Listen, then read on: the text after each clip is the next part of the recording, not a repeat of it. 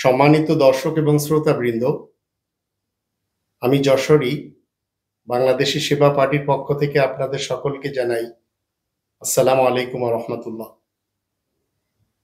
কিছুদিন পূর্বে আপনারা একটি ভিডিও দেখেছিলেন।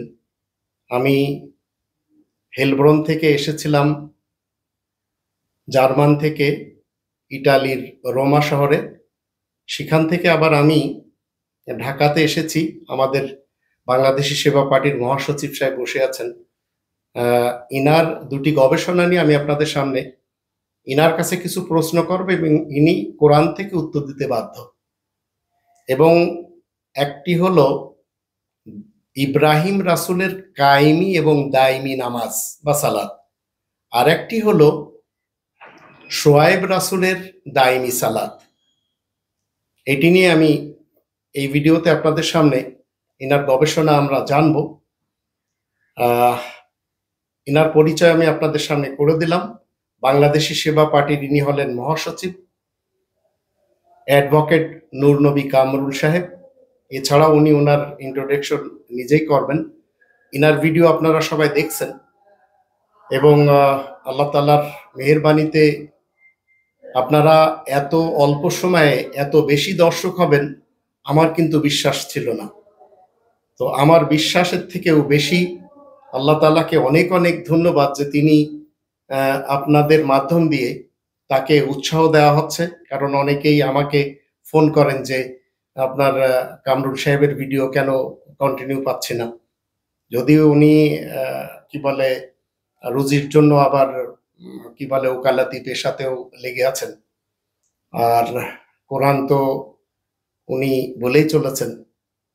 এখন প্রশ্ন এনার কাছে করব, এর পূর্বে আমরা ছোট্ট একটা ইন্ট্রোডাকশন ওনার কাছ থেকে জেনে নিই।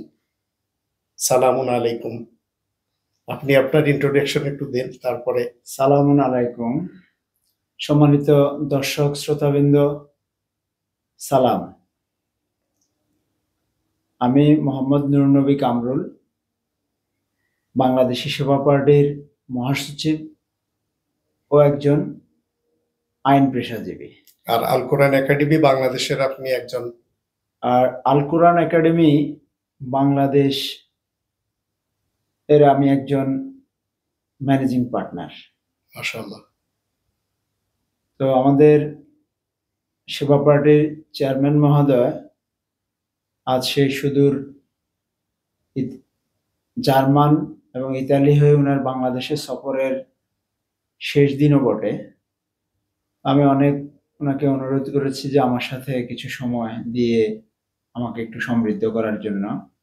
উনি আমার সেই অনুরোধ রাখায় আমি ওনার প্রতি এবং রব্বুল আলামিনের প্রতি কৃতজ্ঞতা প্রকাশ করছি। আলহামদুলিল্লাহ রব্বুল আলামিন। মাশাআল্লাহ। উনি একটা বিষয় আমাকে বলতে বলেছেন, ইব্রাহিম রাসূলের কায়েমি ও দায়েমি সালাত এবং শোয়েব রাসূলের দায়েমি সালাত সম্পর্কে। তো আমি এর উপরে একটা ভিডিও দিয়েছি, কায়েমি এবং দায়েমি সালাত আল কোরআন থেকে। আপনি যে ভিডিও দিয়েছেন সেখান থেকে কিছু প্রশ্ন, সেগুলোর উত্তর দিতে হবে আপনার। ইনশাআল্লাহ আমি চেষ্টা করব। আপনি আমাকে, যেমন আপনি সেখানে কায়েমি সালাতটা দাঁড়িয়ে মানে প্রতিষ্ঠিত করতে হয়, এর জন্য 5 নম্বর সূরা 6 নম্বর আয়াতে যে আপনি উদ্ধৃতি দিয়েছেন ওখানে মূলত কি বলতে চাচ্ছেন? কায়েমি সালাত অথবা আকিমুস সালাত। আকিমিস সালাত শব্দটার অর্থ মূলত সালাতটাকে প্রতিষ্ঠা করা। এই প্রতিষ্ঠাটা কি রকম? এই প্রতিষ্ঠা হচ্ছে সমাজে অথবা রাষ্ট্রে অথবা পৃথিবীতে মানুষ আল্লাহর হুকুম পালন করার জন্য, আল্লাহর নির্দেশ পালন করার জন্য ক্রমাগতভাবে প্রত্যেক ব্যক্তি নিজের জায়গা থেকে এবং সম্মিলিতভাবে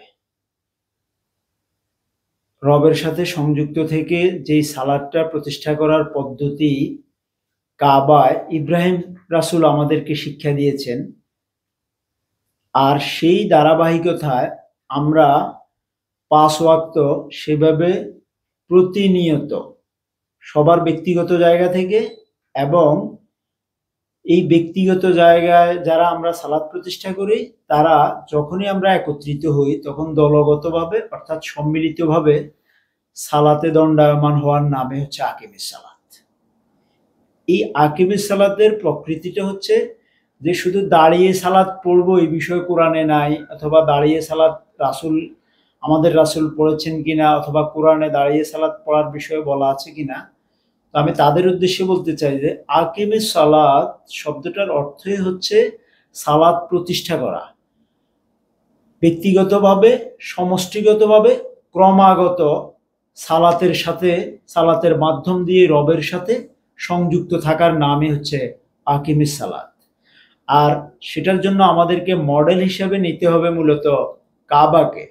কাবাতে ইব্রাহিম রাসূল 5 ওয়াক্তে 17 রাকাত সালাত আমাদের জন্য ডেমনস্ট্রেশন দিয়ে আমাদেরকে শিক্ষা দিয়ে গেছেন। আর ওই ইব্রাহিম রাসূলের ওই সালাতটাই রব আমাদেরকে নির্দেশনা দিয়েছেন। 2 নং সূরা বাকারার 124 এবং 25 নম্বর আয়াতে আমাদের নির্দেশনা দিয়েছেন তোমরা এই সালাতটাকে গ্রহণ করো। তাহলে আমরা আকিমিস সালাত বলতে ইব্রাহিম রাসূলের কায়েমকৃত অথবা নির্দেশিত পথেই আমরা আকিমিস সালাতের বিষয়টা গ্রহণ করতে পারি। এছাড়া দায়মি সালাত, যে সালাতগুলো আছে, দায়মি সালাত বলতেও আমরা পৃথিবীতে আমাদের জীবন আচরণের মাধ্যমে আমরা যে জীবন আচরণ করি, যে যে কাজকর্ম করি, এই ধরনের প্রত্যেকটা কাজকর্মের সাথেই কোরআনের কোনো না কোনো নির্দেশনা নিহিত রয়েছে। এই প্রত্যেকটা কোরআনের নির্দেশনা যখন আমরা কোরআনের মানদণ্ডে আমাদের জীবন অতিবাহিত করতে গিয়ে পালন করব, এই কাজগুলোর নাম হচ্ছে দায়মি সালাত। আর এই দায়মি সালাতের শিক্ষাটা আমাদেরকে দিয়েছেন শোয়েব রাসূল। মাশাআল্লাহ। এই ছিল মূলত দায়মি সালাত এবং কায়েমি সালাতের মূল সংজ্ঞাগত বিষয়। তাহলে আপনি 2 নম্বর সূরা আল বাকারার 124 এবং 125 এই যে উদ্ধৃতিটা, এখানে ইব্রাহিম রাসূলকে আল্লাহ বলছেন ইন্নী জাইলুকা লিন্নাসি ইমামা, প্রত্যেকটি মানুষের জন্য সর্বসময়ের বা সর্বজামানার ইমাম ইব্রাহিম রাসূলকে আল্লাহ বানিয়েছেন। জি। পরের আয়াত থেকে আপনি যে উদ্ধৃতিটা দিচ্ছেন সেটা হচ্ছে ওয়াত্তাখিযু মিন মাকামি ইব্রাহিম মুসাল্লা, জি, ইব্রাহিমের দাঁড়ানোর স্থান থেকে কায়েমকৃত নামাজকে নিয়ে নিতে হবে। সালাতকে নিয়ে নিতে বলছে জগৎবাসীদেরকে। ওকে। সারা দুনিয়ার সমস্ত বর্তমান মানুষ এবং ভবিষ্যতে যারা আসবে, সর্বদা যারা মৃত্যুবরণ করেছে তাদের জন্য এই অর্ডার। ওকে। তারপরে যখন সালাতে শোয়েব নিয়ে আপনি বললেন, সালাতে শোয়েব যাবতীয় ভালাই জি, এবং যত কল্যাণের কাজ সেটি বলতে চাচ্ছেন যে এর জন্য কোরআনের যে দিক নির্দেশনা দেওয়া আছে জি, সেই দিক নির্দেশনা মোতাবেক 24 ঘন্টা আমরা যদি চলতে পারি জি, সেটি হবে দায়মি সালাত, দায়মি সালাত, সালাতে শোয়েব। সালাতে শোয়েব। আচ্ছা, আর কায়েমি সালাতের জন্য আমাদের যে 5 নম্বর সূরা আল মাইদার 6 নম্বর আয়াতে ওখানে আল্লাহ বলছেন ইয়া আইয়ুহাল্লাযীনা আমানু ইযা কুমতুম ইলাস সালাত ফাগসিলু উজুহাকুম ওয়া আইদিয়াকুম ইলাল মারাফিক ওয়ামসাহু বিরুসিকুম ওয়া আরজুলাকুম ইলাল কাবাইন।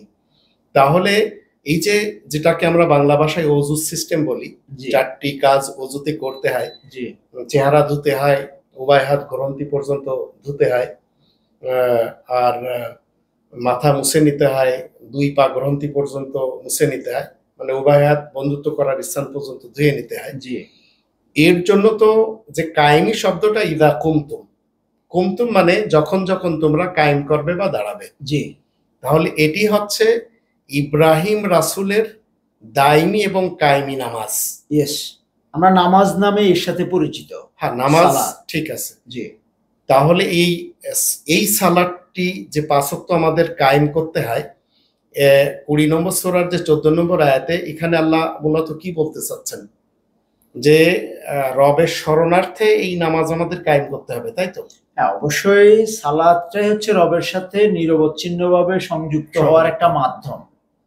রবের সাথে নিরবচ্ছিন্নভাবে সংযুক্ত থাকার একটা মাধ্যম অথবা একটা কর্মকাণ্ড। ঠিক আছে।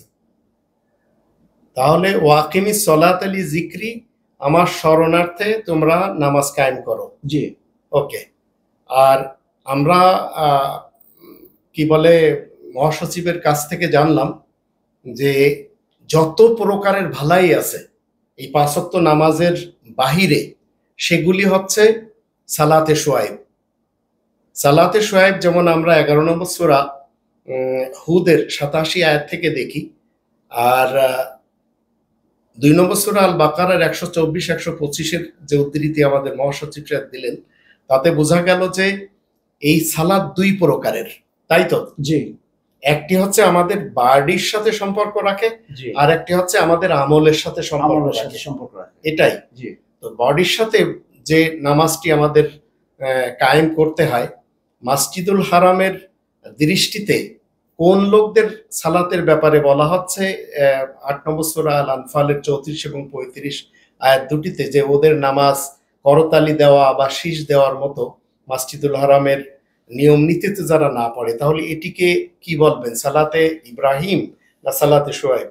আচ্ছা, সালাতে ইব্রাহিম অথবা কায়েমি সালাত অথবা দায়মি সালাত অথবা শোয়েব রাসূলের সালাত নিয়ে আমরা এতক্ষণ আলোচনা করেছি।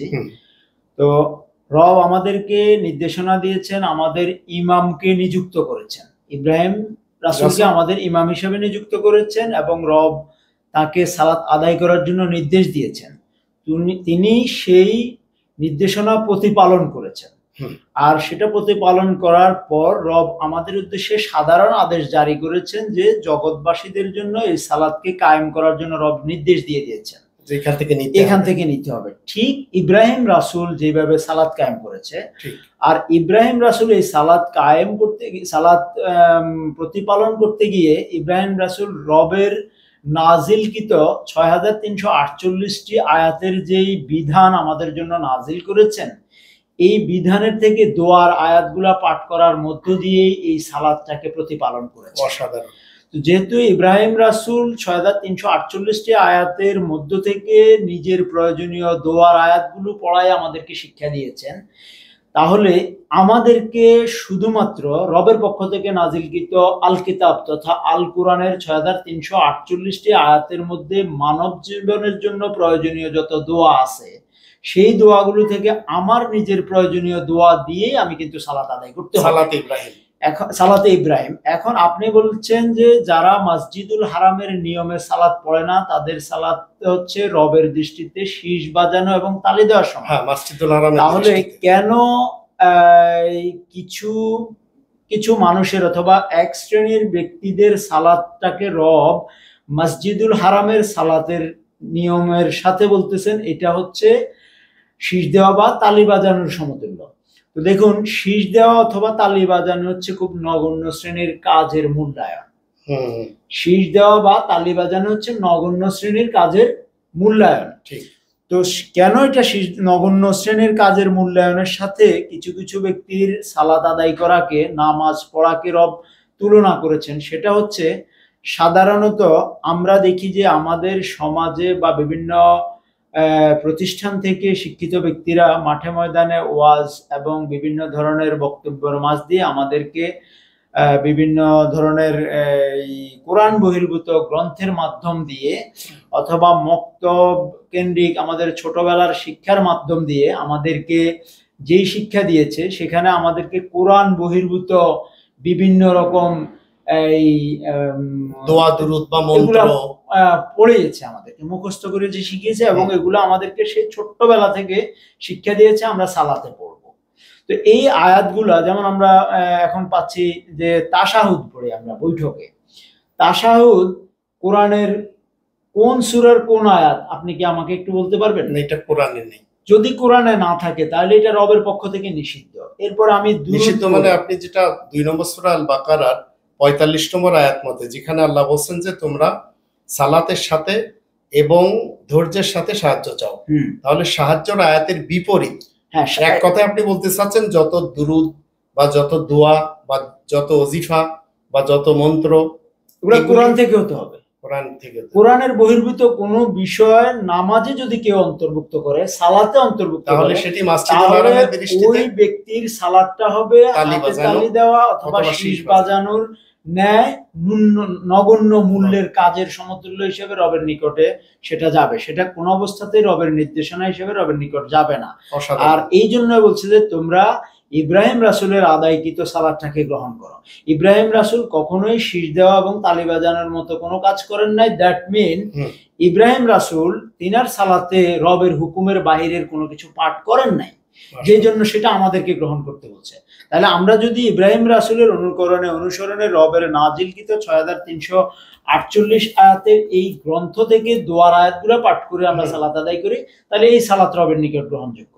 তাহলে আমরা এখন থেকে বুঝে নিচ্ছি যে যেই সালাতে অথবা যারা সালাতে রবের এই কিতাবের বহির্ভূত আয়াত অথবা দোয়া পড়ে, তাদের সালাতটা হচ্ছে মাকামে ইব্রাহিমের দৃষ্টিতে এবং রবের ঘোষণা মতে হাতে তালি বাজানো এবং শীষ বাজানোর সমতুল্য একটা কর্ম। তাহলে এর জন্য তাদেরকে আল্লাহ যাতনাতে দিবেন। অবশ্যই এটা অগ্রহণযোগ্য কাজ, এটার জন্য যাতনাতে দিবেন। এবং রবের অগ্রহণযোগ্য কাজ কখনোই রবের বান্দারা নির্দেশ হিসেবে পালন করতে পারেন না। তাহলে আজকের 900 কোটি মানুষের ভিতর থেকে যারা মসজিদুল হারামের অনুরূপ সালাত, মানে যেটা ইব্রাহিমের নামাজ দায়মি এবং কায়েমি, এটি প্রতিষ্ঠিত করবে, তারা ব্যতীত বাকি যত সিস্টেমের নামাজ আছে বা ফিরকার বা পার্টির বা মাসলাক বা মাযহাবের, এগুলি কন্ডেম। অবশ্যই সবগুলাই কন্ডেম হবে। আবার যারা পড়ছে না, কিছু লোক আছে তারা পড়ছে না কিন্তু বলছে আমরা কোরআন মানি।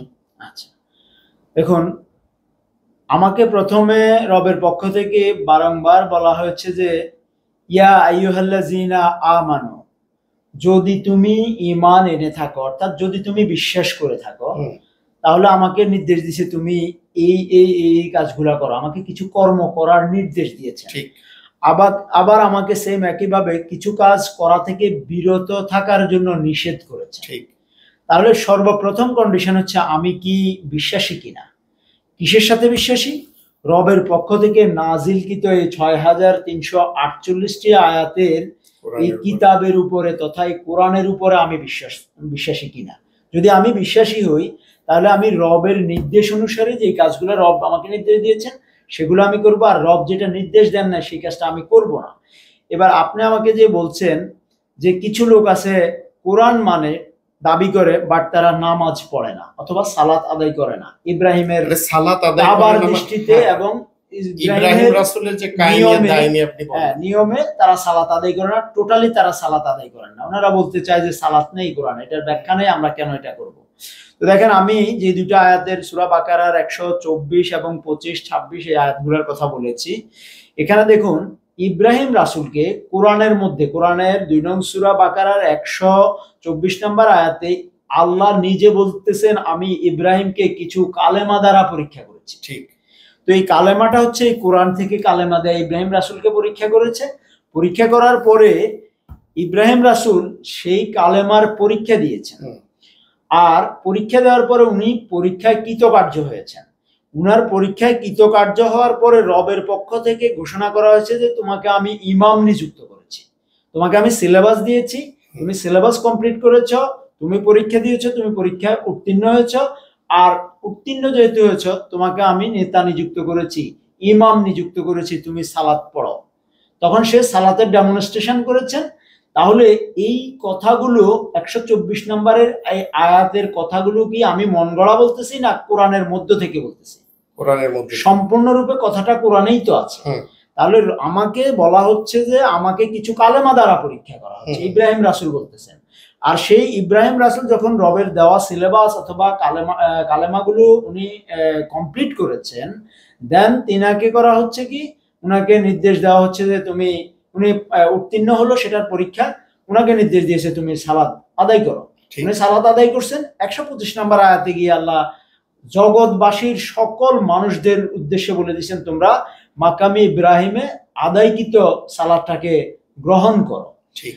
এখন এই যে সকল ব্যক্তিরা অথবা যে সকল কোরআন মানার দাবিদার ব্যক্তিরা, বলবো ইন জেনারেল সকল শ্রেণী পেশার যে সকল ব্যক্তিরা কোরআনের সালাতের ব্যাখ্যা নাই মর্মে বিভিন্ন বক্তব্য উপস্থাপন করতে চান অথবা দাবি করেন, তাহলে আমি বলবো যে 124 নম্বর এবং 125 নম্বর আয়াতটাকে ওনাদেরকে অ্যাজ ইট ইজ অর্থ নিতে হবে। সেই অর্থ কি নির্দেশ করে ওনাদেরকে দেখতে হবে।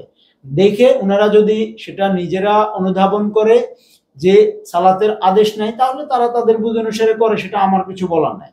কিন্তু আমি নিজে কোরআন পড়ে আমি দেখতেছি যে রব আমাকে নির্দেশ দিয়েছে ইব্রাহিমের আদায়কৃত সালাত গ্রহণ করার। আমি খোঁজ করতেছি যে ইব্রাহিমের আদায়কৃত সালাত কোনটা।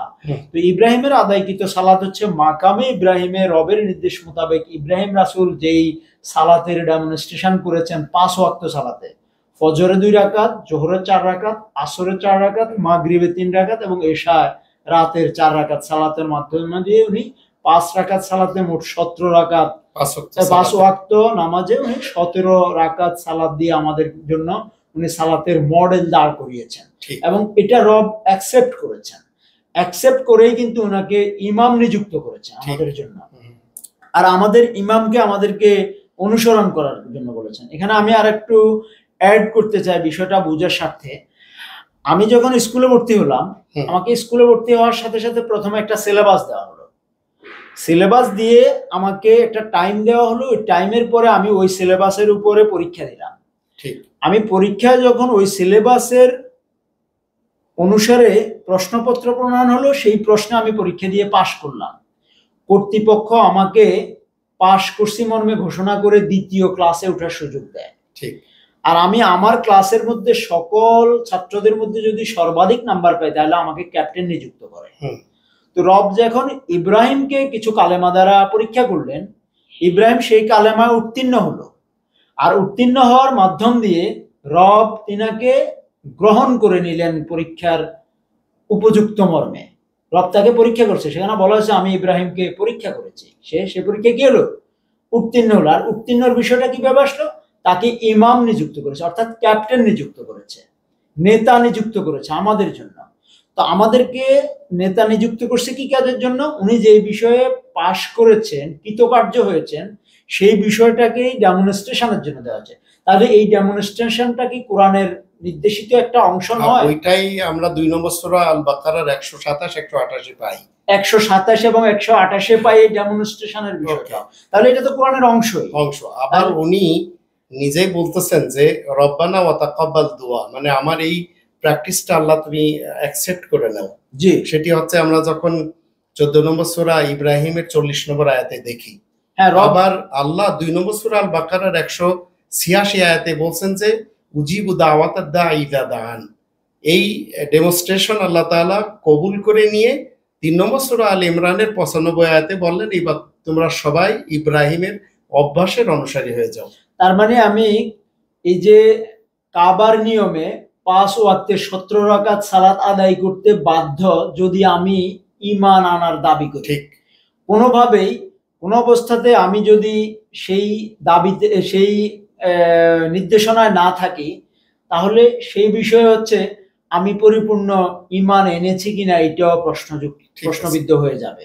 তাহলে আমরা ঈমান আনার দাবি করলে অন্তত শুধু বাকারার সূরা বাকারার 124, 25, 126, 127 এবং 128 আর 186 এই আয়াতগুলোর দৃষ্টি দিয়ে অন্তত কাবার নিয়মে ইব্রাহিমের আদায়কৃত সালাত হিসেবে সালাতটাকে পরিপূর্ণভাবে কোরআনে ইনক্লুডেড আছে মর্মে প্রতীয়মান হচ্ছে। তাহলে আমাদেরকে কাবার নিয়মে সালাত আদায় করতে হবে এবং এটাই হচ্ছে মূলত রিচুয়ালিটি। সালাতের রিচুয়ালিটি হচ্ছে এটা। আর রিচুয়ালিটি যেহেতু আছে, আমরা সালাতকে নাই মর্মে কোনোভাবেই অস্বীকার করার স্পর্ধা অথবা সাহস দেখানোর কোনো সুযোগ আমাদের জন্য অন্তত নাই, যদি আমি ঈমান আনার দাবি করে থাকি। তাহলে দর্শক এবং শ্রোতা, আপনারা তো মহাসচিব সাহেবের নামাজের ভিডিও দেখেছেন। কিছু যা একটু বাকি ছিল সেগুলি আমরা এখান থেকে জেনে নিলাম এবং এর থেকে বুঝলাম যে 3 নম্বর সূরা আল ইমরানের 96 আয়াত মতে মসজিদুল হারাম জাহানবাসীদেরকে হিদায়াত করে, আর 2 নম্বর সূরা আল বাকারার 185 আয়াত মতে আল কোরআন হুদাল লিন্নাস আর কাবা হুদাল লিল আলামিন। তো আল কোরআন যখন আমরা পড়ি তখন থিওরিটিক্যাল আমরা আল কোরআনে পাই, আর প্র্যাকটিক্যালটা আমরা পাই মসজিদুল হারামে। তো আপনারা যারা কোরআন মানার দাবিদার রয়েছেন ওই ভাই বোনদেরকে বলবো, আপনারা যে আয়াতগুলি মহাসচিব সাহেব আমাদের ওনার নিজস্ব যে ভিডিও, সেই ভিডিওতে পুঙ্খানুপুঙ্খরূপে দিয়েছেন, যা কিছু কি বলে বাকি ছিল সেটি আপনারা যারা নিজেদেরকে কোরআনিস্ট বা আহলে কোরআন বা এই টাইপের যারা মনে করে চলেছেন, আপনারা হয়তো একটু ক্লিয়ার হবেন বা আপনারা গবেষণা করবেন যে আপনারা নামাজ না পড়ে ইব্রাহিম রাসূলের দাইমি এবং কায়েমি নামাজ বাদ দিয়ে শুধু শোয়েব রাসূলের কায়েমি সালাতকে নিচ্ছেন। কতটুকু আপনারা সঠিক করছেন সেটি আপনাদের একটু জানা উচিত। সর্বশেষ আমি মহাসচিব সাহেবকে অনেক অনেক বিদায় বা ধন্যবাদ যে ওনার গবেষণা অন্তত আপনারা ওনার ভিডিও থেকে শুনে নিয়েছেন। কিছুটা যা একটু বাকি ছিল সেটা এই ভিডিও আকারে আমরা তুলে ধরার চেষ্টা করলাম। আমার খুবই ভালো লাগলো যে এনার গবেষণা মানে পারফেক্ট এবং যারা কোরআন মান্যকারী বা যারা মুমিন হওয়ার দাবিদার তাদেরকে ইনি বারবার এক্সপ্লেনেশন করলেন। আদার দেন যারা মাযহাবের নামাজ পড়ে বা ফিরকার নামাজ পড়ে বা পার্টির বা জামানার ইমামের বা এই টাইপের যারা আমরা আল্লাহ তাআলার শান্তির পৃথিবীতে দেখছি 200 কোটি মুসলমান শিয়া সুন্নি সালাফিদের বিভিন্ন তরিকার নামাজ, এগুলি মসজিদুল হারামের দৃষ্টিতে তালি বাজানো এবং শীষ দেওয়া ছাড়া আর কিছুই না। অনেক অনেক ধন্যবাদ আপনাকে। আপনাকে অনেক ধন্যবাদ।